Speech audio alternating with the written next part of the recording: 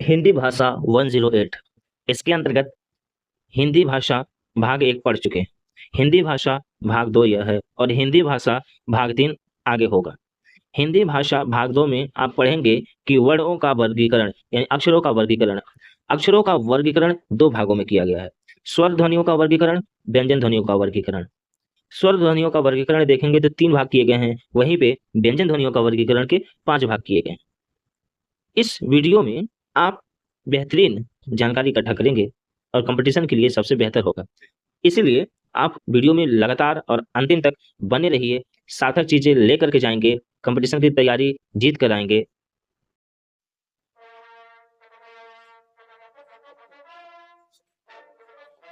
हिंदी वर्णमाला। अब देखेंगे स्वर ध्वनियों का वर्गीकरण। स्वर ध्वनियों का वर्गीकरण 3 भागों में किया गया है और व्यंजन ध्वनियों का वर्गीकरण 2 भागों में किया है।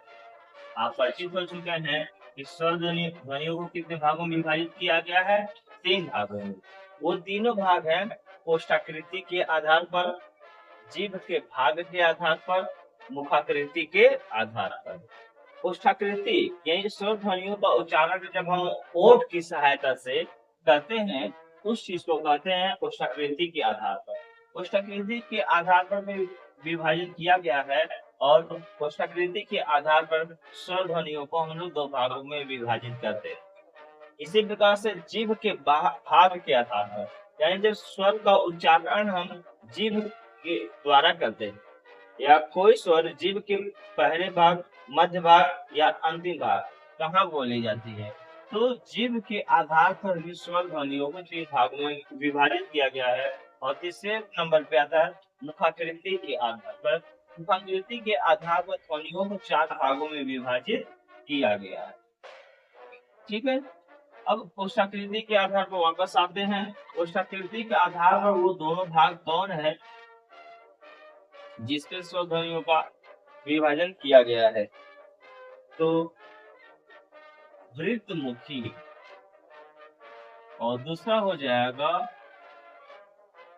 अवृत्तमुखी।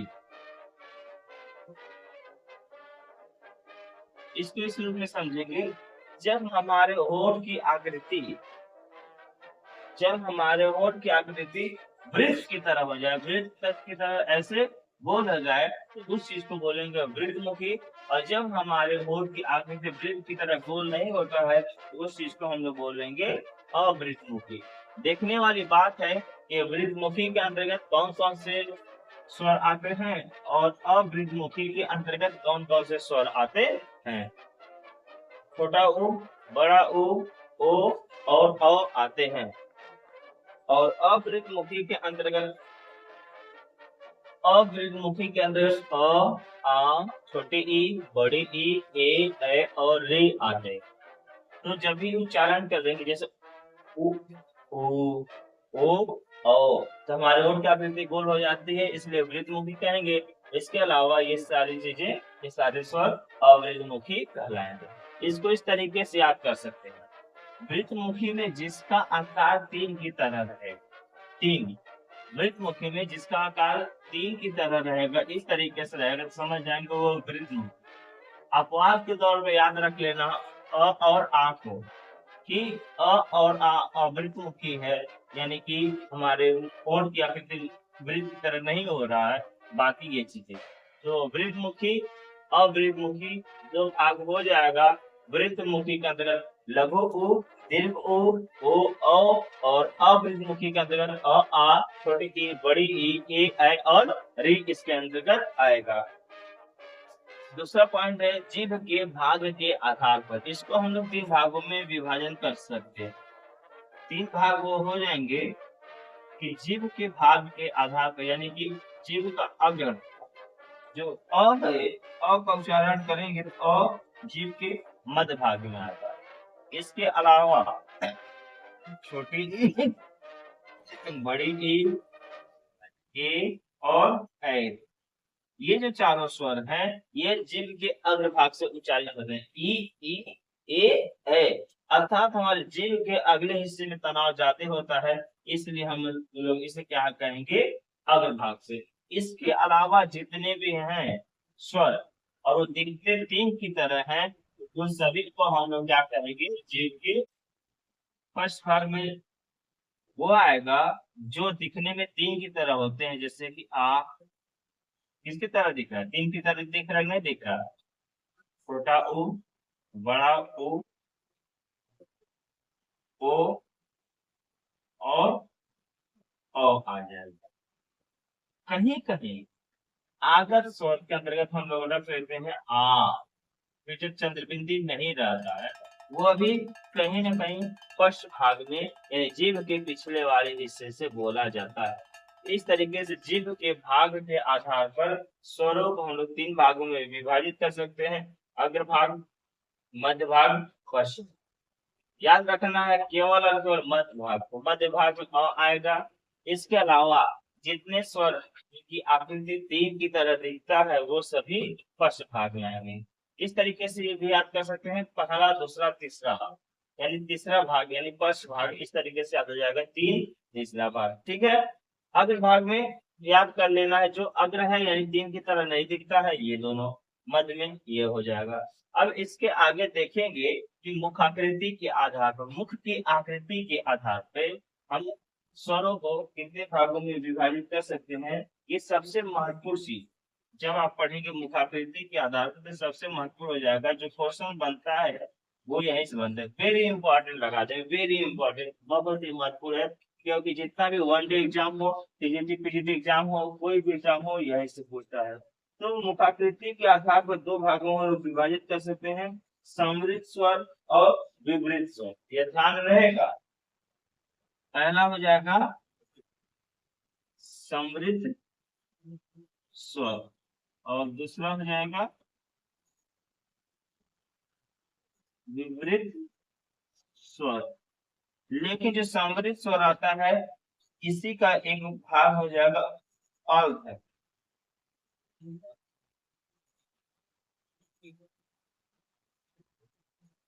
अर्ध समृद्ध स्वर, और इसी का एक दूसरा भाग हो जाएगा अर्ध विपरीत स्वर। इसको एक अन्य नाम से भी कह सकता है कि ऊंचा स्वर और नीचा स्वर। ऊंचा स्वर यानी जो समृद्ध स्वर होता है इन दोनों को हम लोग ऊंचा स्वर भी कह सकते हैं, ऊंचा स्वर। और जो विपरीत स्वर होता है इसे हम लोग नीचा स्वर भी कह सकते हैं। ठीक है, ये बहुत ही महत्वपूर्ण है, इससे बहुत सारे प्रश्न पूछे जाते हैं। अब समृद्ध स्वर को कैसे याद करेंगे, ये महत्वपूर्ण चीजें हैं। सुई, सुई से याद करना, स उई, सु ई, शॉर्ट ट्रिक है, कई जगह आप सुने भी होंगे, समझ भी सकते हैं। समृद्ध स्वर सुई, तो छोटा ऊ, बड़ा ऊ, छोटी ई, बड़ी ई। समृद्ध स्वर, स से समृद्ध, ठीक है, ई से ई, सुई, छोटा ऊ, बड़ा ऊ, छोटी ई, बड़ी ई, जहां पे आएगा उसको हम लोग बोल देंगे समृद्ध स्वर यानी ऊंचा स्वर। अब समृद्ध स्वर क्या होता है, विपरीत स्वर क्या होता है, डिटेल में जो आप पढ़ेंगे कि हिंदी वर्णमाला भाग 3, हिंदी वर्णमाला भाग 3 में डिटेल में एकदम केवल परिभाषा रहेगा, जितना भी हेडिंग रहेगा उस हेडिंग का अर्थ बताया जाएगा, जितना भी शब्द आएगा उस शब्द के अर्थ बताए जाएंगे। ठीक है, अर्थ समृद्ध में आ जाएगा ए ओ, एक गाना सुने होंगे पहले समय का, ए ओ या ओ ए। ठीक है, इस तरीके से याद कर लेना, अर्थ समृद्ध स्वर में ए ओ या फिर ओ ए। ठीक है, अब विपरीत स्वर में आ जाएगा, विपरीत स्वर के अंतर्गत आप देखेंगे आ। ठीक है, विपरीत स्वर के अंतर्गत देखेंगे आ। अब आता है अर्ध विपरीत में क्या आ जाएगा, तो अ ए औ, अ ए अ ए औ। कहीं कहीं आगत को भी यहाँ पे रख लेते हैं, आगत स्वर को। ठीक है, तो याद रख लेंगे ट्रिक की तरह समृद्ध स्वर। एक बार मैं फिर से दोहरा दे रहा हूँ।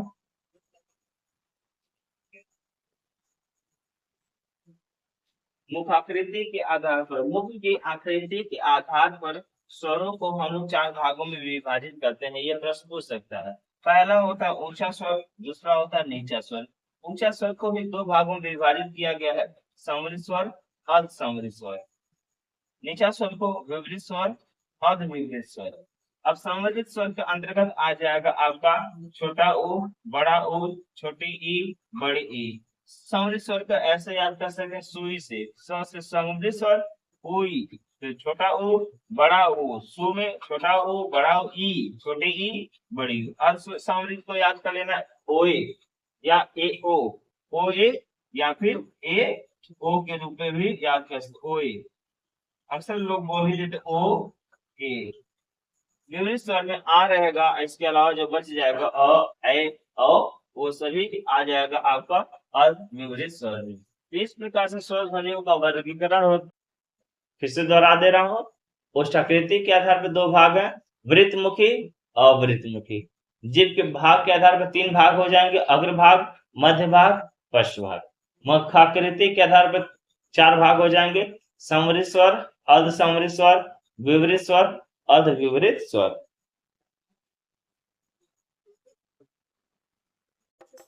आगे आप देखेंगे हिंदी वर्णमाला के अंतर्गत व्यंजन ध्वनियों का वर्गीकरण। इसके पहले आप देख चुके हैं स्वर ध्वनियों का वर्गीकरण, यानी कि हिंदी वर्णमाला में वर्ण को 2 भागों में विभाजित किया गया है। स्वर ध्वनियों का वर्गीकरण जिसे आप पढ़ चुके हैं।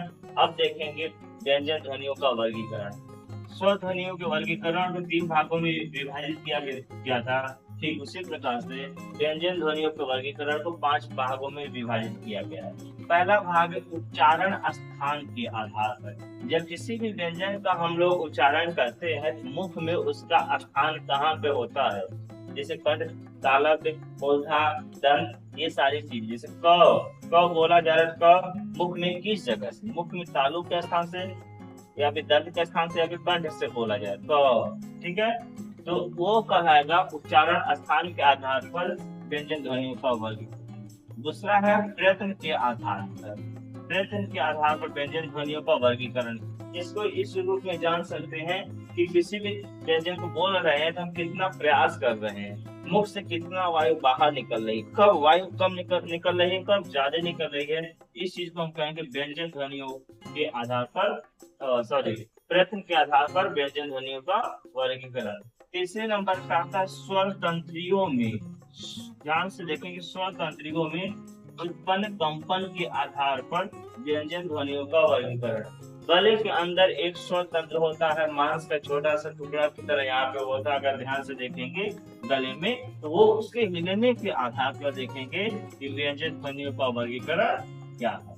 इसके बाद आता है श्वास या प्राण की मात्रा के आधार पर, वायु के छोड़ने के आधार पर। कभी वायु कम निकलती, कभी ज्यादा निकलती है। मुख से वायु के निकलने के आधार पर भी व्यंजन ध्वनियों का वर्गीकरण किया गया है।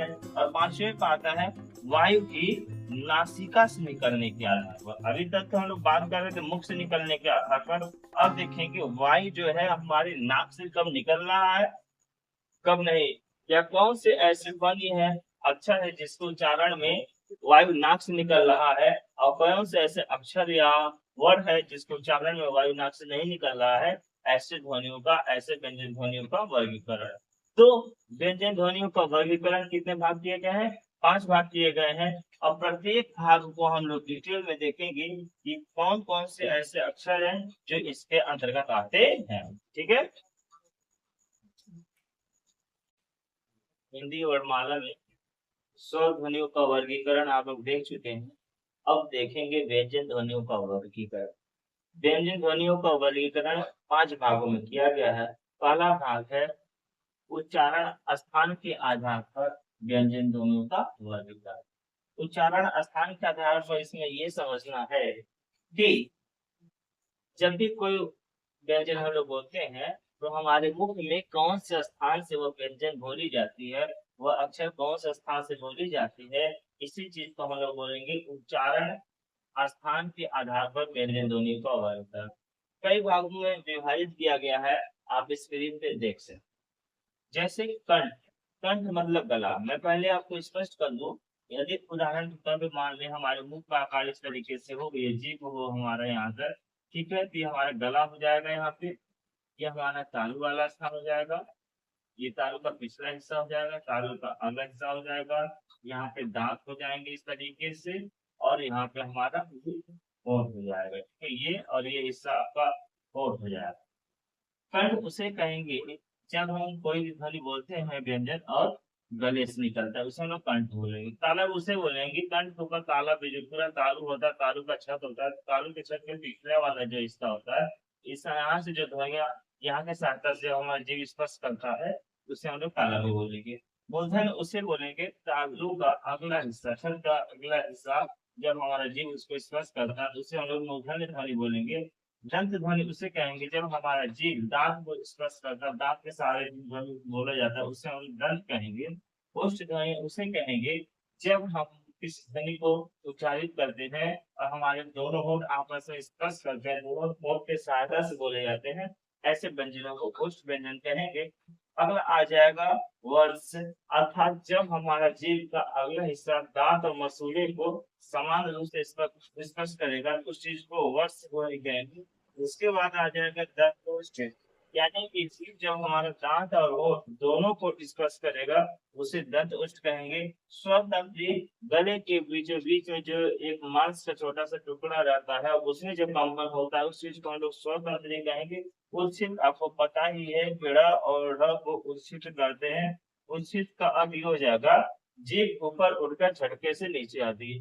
कंठ तालव्य में आ जाएगा, कंठ और तालु जब दोनों समान रूप से सहायता करते हैं किसी ध्वनि को उच्चारण में, उससे हम लोग कंठ तालव्य कहेंगे। आगे रहेगा कंठोष्ठ, यानी कंठ और होंठ दोनों समान रूप से सहायता करते हैं किसी ध्वनि को बोलने में, तो इसे हम लोग कंठोष्ठ करते हैं। एक बार फिर से देख लेते हैं। कंठ ध्वनि के अंतर्गत क वर्ग आएगा, साथ ही साथ अ, आ और अह आएगा, ये स्वर का है, ये ध्यान देंगे। कंठ के अंतर्गत व्यंजन वाला क वर्ग आएगा ही आएगा, साथ ही साथ स्वर में अ, आ और अह आएगा, यानी ऐसे ध्वनि जिनका उच्चारण गले से होता है, उसे हम लोग कंठ ध्वनि कहते हैं। दूसरे नंबर पर जो तालव्य ध्वनि यानी व्यंजन ध्वनियों का च वर्ग आएगा, यानी च छ ज झ, ये तो आएगा ही, यह भी आएगा, तालव्य श भी आएगा, और स्वर का छोटी ई बड़ी ई आएगा। अर्थात छत का पिछला भाग, छत के पिछले भाग के सहारे, यानी जीभ जब हमारा छत के पिछले भाग को स्पर्श करता है, वहां जो ध्वनि निकलती है, उसे हम लोग तालव्य ध्वनि कहते हैं। इसके बाद आता है मूर्धन्य ध्वनि। व्यंजन कट का वर्ग ट ठ ड ढ अण और ड ढ भी मूर्धन्य के अंतर्गत आएगा। मूर्धा स मूर्धन्य के अंतर्गत आएगा, अंतर्गत आएगा, यानी छत का अगला भाग, जब हमारे जीव छत के अगले भाग को, तालु के छत के अगले भाग को स्पर्श करता है, तो वहां पे मूर्धन्य ध्वनि होता है। आगे है दंत, दांत से स्पष्ट है, जब हमारा जीव दांत को स्पर्श करता है और ध्वनि उच्चारित होती है, उस चीज को दंत कहेंगे। जैसे त थ द ध न, त वर्ग के अंतर्गत आएगा, यानी कि ऊपरी दांतों के निकट।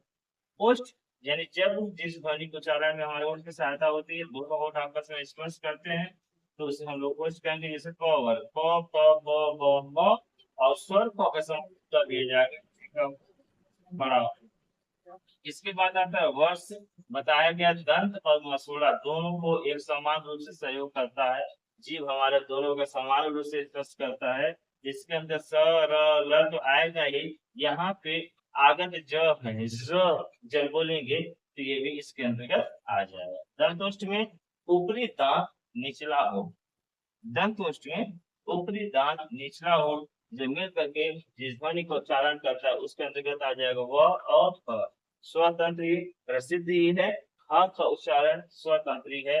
कहीं न कहीं ह को हम लोग कंठ के अंतर्गत भी रख सकते हैं। कंठ के अंतर्गत इसमें रख सकते हैं कि जो स्वतंत्री है कंठ के अंतर्गत है। कभी कभी विकल्प में स्वतंत्री हट जाएगा, नहीं देगा और कंठ दे देगा, तो कंठ भी इसका उत्तर सही है। उचित, ध्यान देंगे, ड़ और ढ़ को उच्छित व्यंजन भी कहते हैं, दीर्घ भी व्यंजन कहते हैं। अब उच्चित किसे कहते हैं वह जान लेना जरूरी है। जीभ ऊपर उठकर झटके से नीचे आए तो ऐसे ध्वनि का जो उच्चारण होता है उसे हम लोग उच्चित कहेंगे। आगे आता है कंठ तालव्य, यानी कंठ समान रूप से कंठ और तालु जब सहायता करते हैं ध्वनि को उच्चारण में, उसे हम लोग कंठ तालव्य कहेंगे। जैसे ए आई, ए ए कंठ तालव्य है। इसके साथ ही साथ आता है कंठ ओष्ठ, कंठोष्ठ यानी कंठ और ओष्ठ जब समान रूप से सहायता करते हैं जिन ध्वनियों को उच्चारण में, उसे हम लोग कंठोष्ठ कहेंगे। जैसे ओ और तो इस प्रकार से हिंदी वर्णमाला में स्वर ध्वनियों का वर्गीकरण पढ़ चुके हैं। ये व्यंजन ध्वनियों का वर्गीकरण पढ़ रहे हैं। व्यंजन ध्वनियों को 5 भागों में विभाजित किया गया। उस 5 भागों से पहला भाग है उच्चारण स्थान के आधार पर व्यंजन ध्वनियों का वर्गीकरण।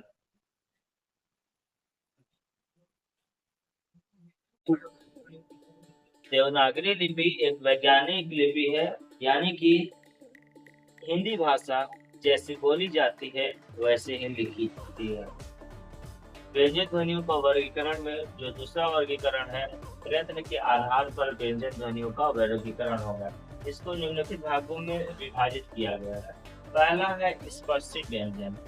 स्पर्शी व्यंजन को ऐसे समझ सकते हैं जब हम क वर्ग से लेकर के प वर्ग तक ध्वनियों को हम लोग जब उच्चारण करते हैं तो मुख से वायु जीभ के दोनों तरफ से निकलती है। ऐसे व्यंजन को हम लोग स्पर्शी व्यंजन कहते हैं। क वर्ग, च वर्ग, त वर्ग, त वर्ग और प वर्ग, साथ ही साथ र और ढ़ को भी इसके अंतर्गत सम्मिलित कर लिया जाता है। तो प्रश्न बन जाए स्पर्शी व्यंजनों की संख्या कितना हो जाएगा, तो 27 होगा। इसके बाद आता है संघर्षी व्यंजन, या इसको उस व्यंजन के नाम से भी जाना जाता है।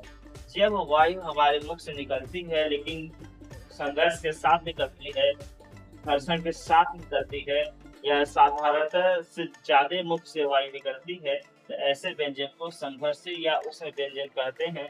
जैसे तालव्य स्वर, मूर्धा स्वर, दर्द स्वर और इसके बाद आता है स्पर्श संघर्षी व्यंजन, यानी ऐसे व्यंजन जिसका उच्चारण करते समय स्पर्श के अंतर्गत भी आती हैं और संघर्षी के अंतर्गत आती हैं। लेकिन ऐसे व्यंजन जिसका उच्चारण करते हैं और बाद वाला जो ध्वनि का उच्चारण होता है उसमें संघर्ष होता है। जैसे च, छ, ज, झ, स्पर्श के अंतर्गत ये चारों आते ही आते हैं, लेकिन थोड़ा सा इनका जब उच्चारण करते हैं अंतिम में जो ध्वनि उच्चारण करते च, छ, ज, झ, तो वह संघर्ष के साथ निकलती है, इसलिए हम लोग इसे स्पर्श संघर्षी व्यंजन भी कहते हैं। अगला आता है अंतस्थ व्यंजन, इसको अर्ध स्वर भी कहते हैं। हिंदी वर्णमाला में अर्ध स्वर की संख्या 4 होता है, य, र, ल, व, अर्थात जो स्वर के बाद उच्चारण होते हैं और मुख में वायु एक सीमा तक रुक जाती है या पूरी तरीके से बाहर नहीं निकलती है, तो इस चीज को हम लोग अंतस्थ या अर्ध स्वर कहते हैं। आगत व्यंजन, कोई भी व्यंजन जिसके नीचे लुप्ता लग जाता है उसे हम लोग आगत व्यंजन कहते हैं, अर्थात दूसरी भाषा से आए हुए व्यंजन। अगला है संयुक्त व्यंजन। संयुक्त व्यंजन इसके पहले आप लोग पढ़ चुके हैं हिंदी वर्णमाला भाग 1 में, उसमें डिटेल में बताया गया छ, त्र, ज्ञ, स्वर, दो अलग अलग व्यंजनों के योग से मिलकर बना है, दो अलग अलग वर्णों के योग से मिलकर बना है, इसलिए इसे संयुक्त व्यंजन भी कहते हैं। पार्श्विक और लुंठित, पार्श्विक को ल और लुंठित र। लुंठित को इस रूप में समझ लेंगे, जब र का उच्चारण करते हैं ऐसे व्यंजन का उच्चारण करते हैं जो दो स्थान निकलता है या हमारे मुख में वायु ज्यादा देर तक रुकी रहती है, तो उसे हम लोग लुंठित बोलते हैं। पार्श्विक में वायु बेरोक निकल जाती है, उसे हम लोग पार्श्विक व्यंजन कहते हैं। इस प्रकार से अगर देखा जाएगा व्यंजन ध्वनियों का वर्गीकरण के 5 भाग है, उसमें से दूसरे क्रम पे है प्रश्न के आधार पर व्यंजन ध्वनियों का वर्गीकरण। स्वर तंत्रियों में कंपन के आधार पर, स्वर तंत्रियों में कंपन के आधार पर व्यंजनों को 2 भागों में विभाजित किया जाता है, अघोष व्यंजन, सघोष व्यंजन। सघोष व्यंजन को घोष व्यंजन भी कहते हैं। अब पहचाने कि कैसे यह अघोष सघोष कहते किसे हैं, यह जानना जरूरी है। ये ध्यान रखें, जब स्वर तंत्री गले के अंदर गले के अंदर इस तरीके से स्वर तंत्री होता है। ठीक है, गले है, अगर ये गला है तो गले के अंदर जब स्वर तंत्रियों में कंपन नहीं हो तो उसे बोलेंगे अघोष। और स्वर तंत्रियों में जब कंपन होगा तो उसे बोलेंगे सघोष। स मतलब साथ में जाने वाला ले सकते हैं, अघोष यानी जब कंपन नहीं होगा। उदाहरण के तौर पे क वर्ग अगर देखा जाए क ख ग घ अंगा, क वर्ग लेते हैं, ऐसे ही च वर्ग ट वर्ग प वर्ग प ख ग घ अंगा। तो जब हम पहला और दूसरे अक्षर का उच्चारण करते हैं तो उस समय क ख में हमारे स्वर तंत्रियों में कंपन ज्यादा नहीं होता है, इसलिए हम लोग इसको अघोष का अंतर्गत रखेंगे। लेकिन जब ग ख अंगा बोलेंगे तो खनखनाहट हो रहा है स्वर तंत्रियों में, इसलिए इसको हम लोग सघोष का अंतर्गत रखेंगे। च छ ज झ इया, जब इसको देखेंगे तो शुरुआत के पहले और दूसरे अक्षर में उतना घनघनाहट नहीं होगा। आप चाहे तो उदाहरण पर बोल करके चेक कर सकते हैं। छ छ में उतना नहीं हो रहा है कंपन, में स्वर तंत्रियों में ज्यादा कंपन हो रहा है इसलिए शुरुआत के जो दो रहेंगे, पहला और दूसरा, वह अघोष रहेगा, बाद के तीसरा चौथा पांचवा सघोष रहेगा। तो याद कैसे करेंगे? अघोष याद करने के लिए दो शब्द याद रखना। पहला क्या रखना? 12। 12 मीन्स पहला और दूसरा, पहला और दूसरा, पहला दूसरा, पहला दूसरा, यानी पांचों जो स्पष्ट व्यंजन होते हैं, पहला दूसरा जो अक्षर होता है अघोष हो जाएगा। और तीनों स यानी कि तालव्य पे श, मूर्धन्य स, तीनों स, 12 तीनों स, 12 तीनों स अघोष के अंतर्गत आएंगे। और सघोष में क्या आएगा? 345, यानी तीसरा चौथा पांचवा, तीसरा चौथा पांचवा, तीसरा चौथा पांचवा, तीसरा चौथा पांचवा, तीसरा चौथा पांचवा, 345 सभी स्वर अंतस्थ और उच्छिद, 4 चीज याद रखना है। 345 सभी स्वर अंतस्थ उच्छिद, ये जो है सघोष या घोष के अंतर्गत आएंगी, अर्थात सभी अक्षरों का वर्ण का उच्चारण जो करेंगे मुख के अंदर, गले के अंदर जो स्वर तंत्री है उसमें कंपन अधिक होगा। तो अघोष सघोष ये हो गया। व्यंजन ध्वनियों का वर्गीकरण में चौथा पार्ट रहेगा श्वास या प्राण की मात्रा के आधार। श्वास या प्राण अर्थात वायु, इसको दो भागों में विभाजित किया गया, अल्प प्राण ध्वनि, महाप्राण। अब अल्प प्राण महाप्राण होता क्या? प्राण मतलब वायु होता है। जब हमारे फेफड़े से कम वायु बाहर निकलती है मुख के द्वारा उसे अल्प प्राण ध्वनिया कहेंगे। जब हमारे फेफड़े से वायु ज्यादा मात्रा में हमारे मुख के द्वारा बाहर से निकलती है उसे महाप्राण ध्वनि कहेंगे। अब अल्प प्राण के अंतर्गत आ जाएगा ड़, 135 सभी स्वर, अनुस्वार, अंतस्थ। वहीं पे महाप्राण के अंतर्गत आ जाएगा ढ, याद रखेंगे, आ जाएगा 24 विसर्ग संघर्षी व्यंजन आ जाएगा। जैसे फिर से पीछे चेक कर लेते हैं।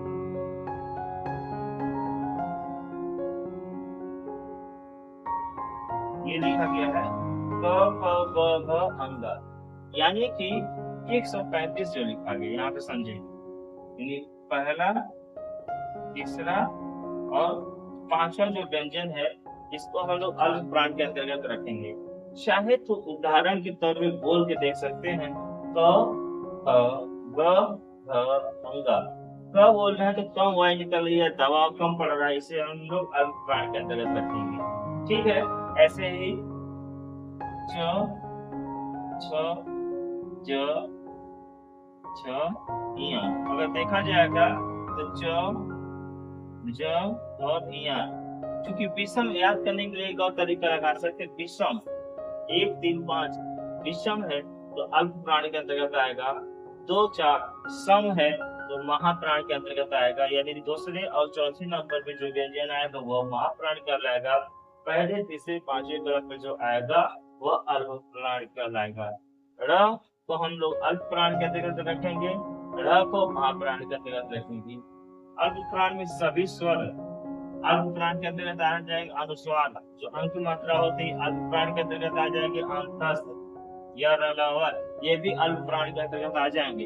अर्ध स्वर में वैसे ही वायु कम निकलती है व्यंजन के सापेक्ष, तो ये याद रहे अल्प स्वर में 5 चीज रहेगा।